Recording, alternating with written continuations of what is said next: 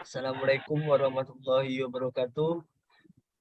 Di sini kami akan mempresentasikan PPT tentang bela negara. Sebelum melanjutkan presentasinya, izinkan kami perkenalkan diri dulu. Saya Alvin Febri, 1912 1320, dan teman saya. Saya Fuad Aprilia Putra dengan NIM 1912 1328 dan teman saya Muhammad Brahma Rivaldo dengan NIM 1912 1342. Baiklah, di sini saya akan melanjutkan presentasinya.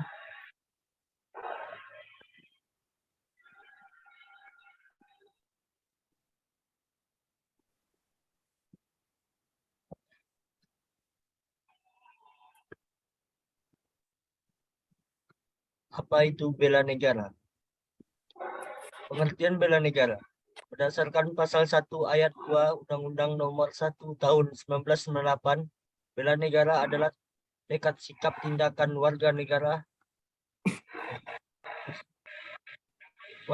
yang teratur, menyeluruh, terpadu, dan berlanjut yang dilandasi oleh kecintaan pada tanah air, kesadaran berbangsa dan bernegara Indonesia, serta keyakinan akan kesaktian Pancasila sebagai ideologi negara, dan kerelaan untuk berkorban guna meniadakan setiap ancaman baik dari luar negeri maupun dalam negeri yang membahayakan kemerdekaan dan kedaulatan negara, kesatuan dan persatuan bangsa, keutuhan wilayah, jurisdiksi nasional, serta nilai-nilai Pancasila dan Undang-Undang 1945.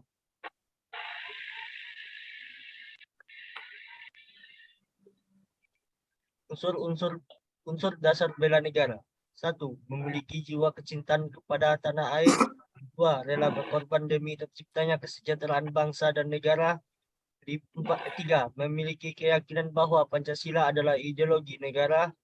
4. Memiliki sebuah kesadaran dalam yang akan dilanjutkan oleh teman saya. Untuk di sini terdapat fungsi dan tujuan bela negara. Nomor 1 untuk tujuannya itu mempertahankan kelangsungan hidup bangsa dan negara. Untuk yang nomor 2 melestarikan budaya. Untuk yang nomor 3 tujuannya menjalankan nilai-nilai Pancasila UUD 1945. Untuk yang keempat menjaga identitas dan integritas bangsa atau negara.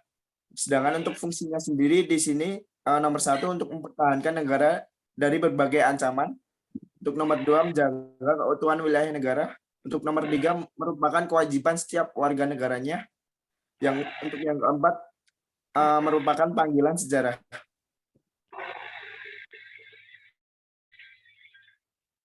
Nah, di sini kita mengapa kita harus bela negara?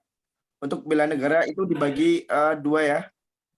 Dibagi dua, yaitu fisik dan non fisik. Nah, di sini kita bela negara itu karena merupakan hak dan kewajiban setiap warga negara.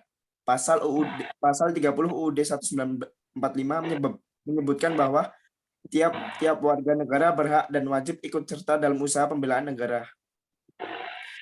Untuk bela negara secara fisik, yaitu pelaksanaannya dilakukan oleh rakyat terlatih atau ratih yang terdiri dari unsur misalnya resimen mahasiswa, perlawanan rakyat, pertahanan sipil, mita babinsa, OKP atau organisasi kemudaan yang telah mengikuti pendidikan dasar militer dan lainnya. Nah, untuk yang nomor 2, yaitu bela negara secara non fisik, itu dapat dilakukan dengan cara 1. Belajar dengan sungguh-sungguh. Yang kedua, mencintai produk dalam negeri. Yang ketiga, mempelajari dan melestarikan budaya bangsa sendiri. Yang keempat, tidak mencemari nama baik negara. Untuk yang nomor 5, tidak terpengaruh akan budaya asing yang bersifat negatif. Nah, di sini untuk manfaat yang didapat dari bela negara akan dijelaskan oleh teman saya. Saya akan menjelaskan apa manfaat yang didapatkan dari bela negara. 1. Membentuk sikap disiplin waktu aktivitas dan pengaturan kegiatan lain. 2. Membentuk jiwa kebersamaan dan solidaritas antar sesama rekan seperjuangan. 3. Membentuk mental dan fisik yang tangguh. 4. Menanamkan rasa kecintaan pada bangsa dan patriotisme sesuai dengan kemampuan diri. 5. Melatih jiwa leadership dalam memimpin dari diri sendiri maupun kelompok. 6. Membentuk iman dan takwa pada agama yang dianut oleh individu. 7. Menghilangkan sikap negatif seperti malas, apatis, boros, egois, dan tidak disiplin. 8. Membentuk perilaku jujur, tegas, adil, tepat, dan kepedulian antar sesama. Apa penyebab lemahnya kesadaran bela negara? Lemahnya kesadaran bela negara yaitu 1. Ketidakpedulian terhadap bendera dan lagu kebangsaan. 2. Kurangnya apresiasi terhadap kebudayaan dan kesenian daerah.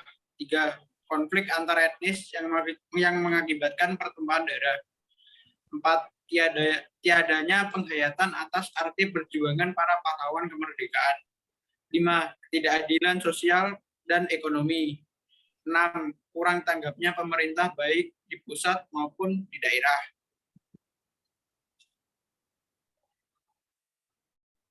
Untuk macam-macam ancaman terdiri dari 2, ancaman dari luar dan ancaman dari dalam.